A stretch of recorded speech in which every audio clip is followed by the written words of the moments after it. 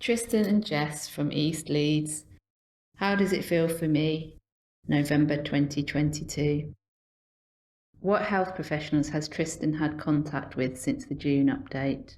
Professionals that we've met over the past few months. So we've had the consultant of the neurologist, psychologist, both who were at the LGI, and he finally had his CAMHS assessment, which was in Halifax.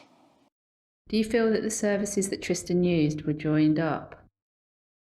No, they're still very much in their own little bubbles. Joining up the neurologist with the psychologist, it's me having to pass those messages. That communication between them is still not happening. So even though he's got the consultant at Great Ormand Street, we haven't seen yet, but I'm putting together information for that consultant, because that information from the neuro consultant, I can more or less guarantee not all of it will get passed on. Has the communication with the neurology consultant improved? No. So we did have the secretary at one point for her. She left in the summer, and then it's just been left in limbo. All summer there's been no secretary for the consultant. There's been a number you can call for the general department, but there's been no actual one point of contact. Could you describe your experience of trying to get mental health support for Tristan?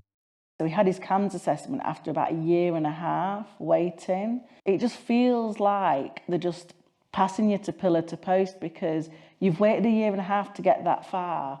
Then I had to travel to Halifax for the assessment, and then you get told, oh, we'll put him on for CBT, but it's another 9 months waiting. And it's like, but this is a child who's been suffering for like nearly 4 years. Have you had any support as a carer since your last update?